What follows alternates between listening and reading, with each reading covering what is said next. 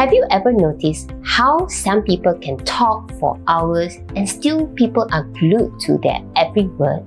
Yet there are some people that you speak to, within 5 minutes, you're thinking about your next dinner plans. Yeah, we've all been there, and honestly, I've been both sides of the equation. Sometimes you notice that the content is the same, but there's a subtle difference. It's the delivery that makes all the difference. Imagine your voice like a camera lens. You have the capability to focus, zoom in on an object, to adjust the lighting, to adjust the aperture, to adjust the settings in a way that makes you look very clear or look really blur in the background. And if you continue to constantly take pictures with the same setup, sometimes you will feel that, hey, it's getting boring because there's no changes in the angle of your camera. Everything looks flat, just like your voice. If you don't change your voice tonality and you continuously speak the same way throughout the conversation, then you really look and sound boring. So the way you adjust your camera lens is similar to the way you speak to the audience. If you don't touch that camera lens, everything feels flat. Similar to your vocal cords, if you don't change your vocal tonality, everything sounds boring. So let's talk about how we're going to use that camera lens so that people want to listen. Let's get to it. Why should you listen to a 46-year-old in a black jacket on a Sunday morning talking to you about camera lens? Well, I'm Jules T and welcome to the Jules T Talk channel. I'm currently employed and working in the manufacturing industry, holding a senior management position. I've been making loads of mistakes. I really mean lots of them throughout my past 20 years, and I wish someone could have told me things to avoid when I was in my early 20s. And I want to use this opportunity to share with you what are the things that you can watch out for so that you don't have to make the same mistakes that I did.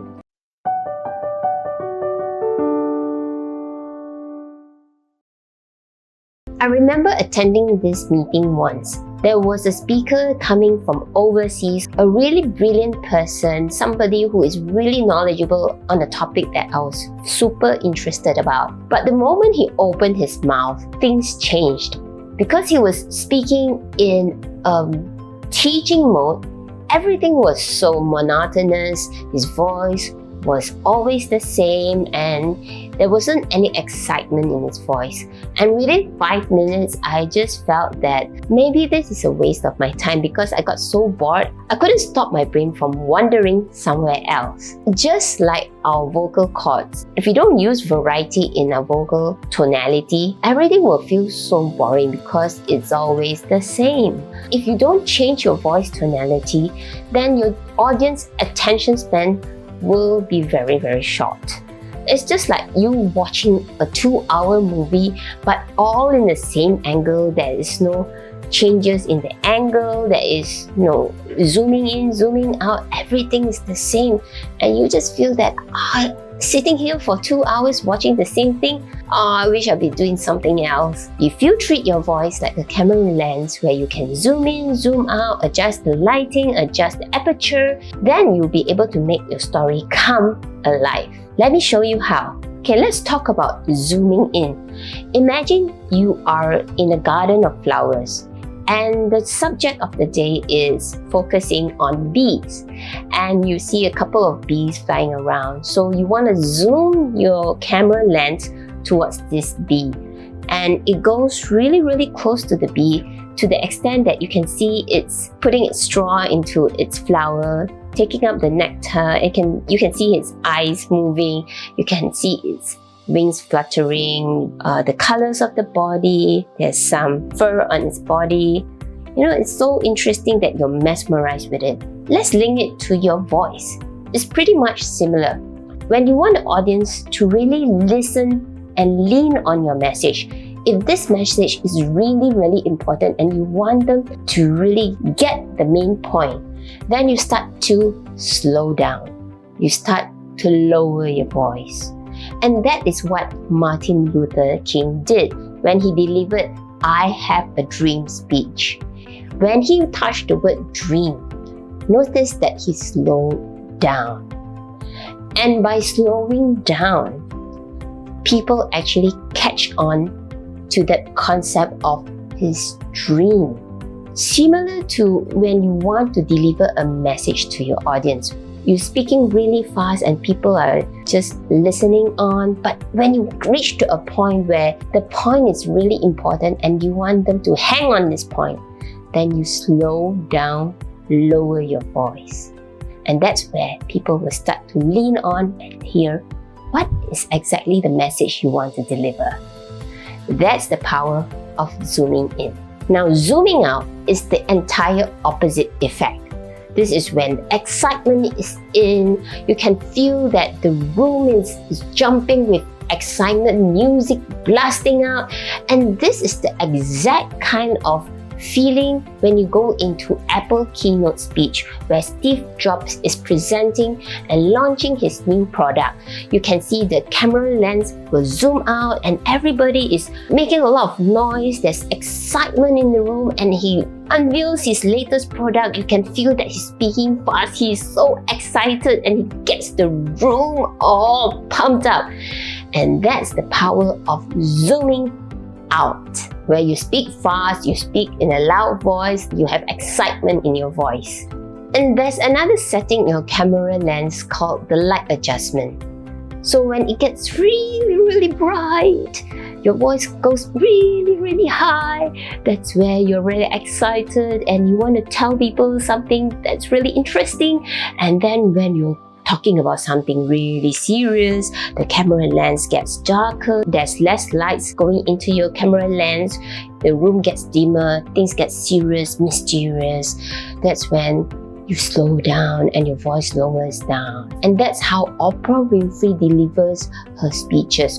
When she talks about something very good, you can see her voice going up and excited. And when she's talking about something really serious, then she will lower her voice and you will find that whatever she says is something that's very serious. The pitch of your voice going up and going down will change the mood and the tonality of your speech. And finally, the freeze frame.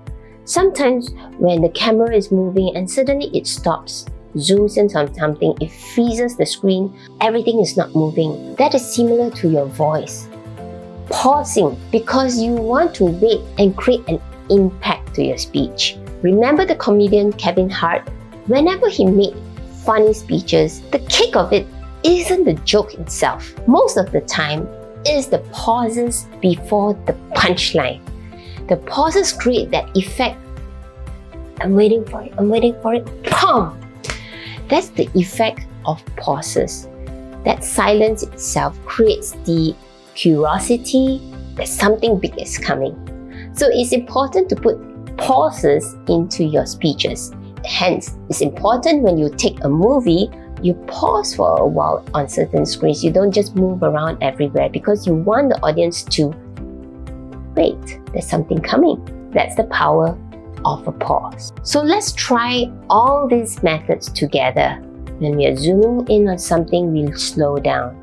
When we're excited on something, we make our voice, we speak really fast and things get exciting.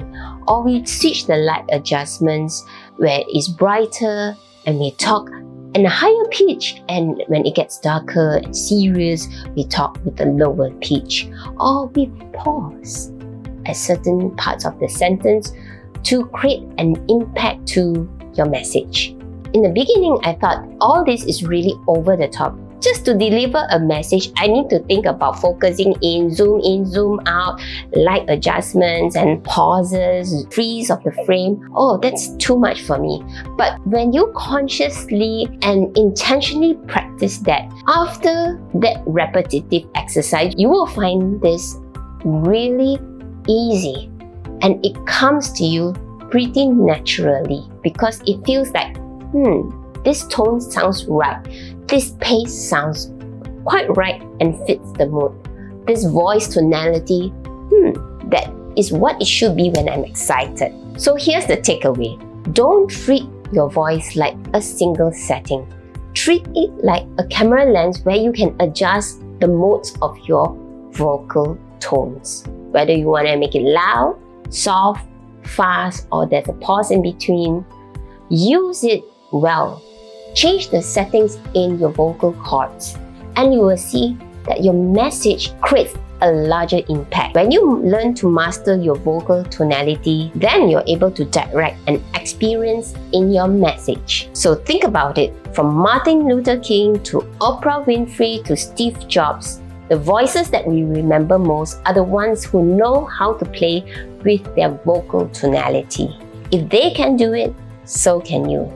If you like this video, remember to like and subscribe, and share with me what is your favorite technique on using the camera lens. Thanks for watching, and I hope to see you in the next video. Bye!